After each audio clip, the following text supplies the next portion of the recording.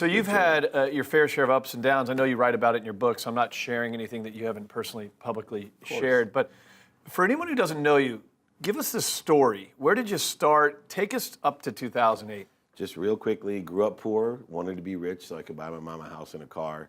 Ended up making a choice out of law school to get into technology. Worked for West Publishing. In 9 months, made my first $1 million. Bought my mom that house and the car. What year was this? In 92. Okay. And then by 95, we got bought out for $3.4 billion. Set me in a different branding mode to brand myself as a technology guy. Wow. Went up to the Silicon Valley, raised $169 million for a company called EveryPath, wireless proxy server space, then got hired as Samsung CEO of their first convergence device, which we now call smartphone. So I was the CEO of the PCE phone, the world's first CE device. Wow. And made a ton of money. They kicked me out because the company got too big. I was out over my skis. Started investing in technology, real estate. My dad was a commercial broker. So I ended up with a golf course, a ski mountain, 33 properties here in San Diego alone. And I overextended myself, thought I could always borrow against the equity I had. The banks went under, and then all of a sudden said, as I was in lawsuits too, right, liquidating my ego, that's my terminology. All of a sudden they said, hey, you got millions of dollars, but you can't have it. I learned a valuable So you have all lesson. this equity in real estate and you can't tap into it. Can't tap into it. A lot of people went through that. I mean, even on a smaller scale, I mean, individual homeowners and everything else is a tough time. Yeah, so I lived here in Rancho Santa Fe. I just made a conscious decision not to fight it. I wanted to pay back everybody that I owed because I figured liquidating the properties through bankruptcy would pay any debts I had. So I actually came out of bankruptcy in a moral position that I felt comfortable with. But during that process, I met Lee Steinberg, the most notable sports agent, became CEO. What year is this? This was in 2008. Okay, so market crashes, you're going through all this liquidation, this BK. Yeah. Meet Lee Steinberg. Lee Steinberg. Within 48 hours, he hired me as his COO. Within 6 months, I became the CEO of the most notable sports agency. Most people know him from Jerry Maguire. Sure. So explain this. How do you go from tech to a sports agency and be able to carry the skill set over? Great question, because most people want to be Jerry Maguire. Sure. Right? And they still come up to me. I always focused, because I went from being a lawyer to technology, I always focused in on skills, knowledge, and desire. I played football and baseball in college. You know, I really a sports guy. I always dreamed of being a sports agent. But for me, I had developed skills. So when I talked to Lee Steinberg, I wasn't looking for a job. I was representing a friend for a reality show called Showtime. Okay. But I talked about my skill set, my administrative, my organization, my operations skill set, my ability to raise money, as well as my technology background, and it caught Lee's eye. And so out of all the thousands of resumes that he had to take Jeff Morad's job, the old owner of the Padres, who was COO of Lee's, I got the job. Wow. Because of my skills, knowledge, and desire. And they did. They translated completely over. And I still look for kids by their values, their skills, and their knowledge, not by whether they worked for CAA or David Dunn or anyone. Skills, knowledge, and desire. What were the biggest lessons you've learned through the adversity of 2008? Value.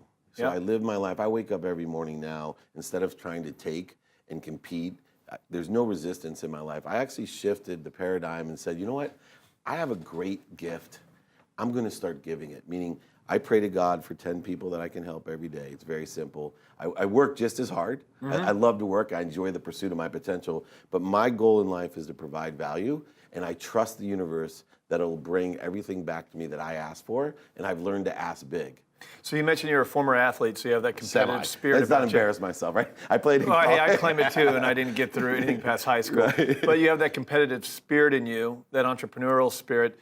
That kind of started you, got you to where you're going, but then over time, maybe humbled by 2008, you learned to focus more on values and giving, and you feel like that's reciprocated pretty well for you. Yeah, serve my way up, serve my way out. I still do. I trust in the fact that if I provide value, that the universe, it creates a void for the universe to fill, and it's much easier to fill that void than me making promises. And so all I do is stay focused in on the value that I can provide. I do believe in a consistent, everyday, persistent, without quit, enjoyment of the pursuit of my potential. Wow. And that's the pursuit of that value that I can help others with. So fast forward us to now. Yeah. Right? So now we're in 2018. Blessed. I started a business with Warren Moon, who was a client of mine and a partner at Lee's. We have a sports marketing company with a motto of make a lot of money to help a lot of people and have a lot of fun.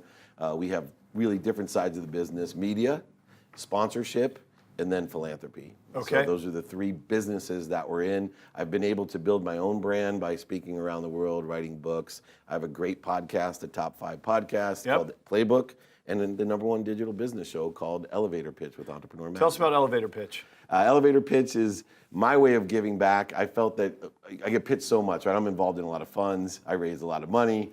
I felt that people didn't have that 60-second stimulating interest down. They're great geniuses, and they were missing opportunities because they couldn't articulate value. So I created a show with Entrepreneur where you get 60 seconds in an elevator. So Entrepreneur Magazine, you created the show with. Correct. Okay? Yeah, and they're in an elevator for 60 seconds, 4 judges, and they have 60 seconds to convince us to open the doors. If they open the doors, it's a mentoring show. I call it Shark Tank with Soul. We actually mentor you. We have several options from PO financing to all of us together investing. We also have an entrepreneur fund that will invest. And then we also have Indiegogo involved, who did all of the crowdfunding in case we want you to prove us to the market and prove us wrong. We can come back and invest again. So you have a big belief, you believe in capitalism. Absolutely. But capitalism to allow you to be more philanthropic. Yeah, in fact, I wrote a book called Compassionate Capitalism that shifts the paradigm of value, right? It's called Journey to the Soul of Business. That why not challenge ourselves to not only make a lot of money, but in the process, like Elon Musk and others, create social impact and change. And by doing so, I don't, whether you believe in karma or not, I just believe in true value in math, that the more that I give, the more it's going to come back to me. You're on a show called The American Dream. Can I ask you what you believe the American Dream is? American Dream is to pursue your potential. I travel around the world, I speak around the world, and not everybody has the opportunity to enjoy the pursuit of their potential. You can come here with nothing. I was born with 6 kids and a single mom in a 2-bedroom apartment in Akron, Ohio. Wow. And by the time I was 9, I was living in San Diego, and by the time I was 25, I was a multimillionaire. I was afforded the luxury of pursuing my potential. It's the only thing standing between you and the American dream, and your dream is you. Other countries, you can't say that. Yep, love it. Wow. Dave, great interview. Thank you so much for coming on the show. Anytime. Thank you.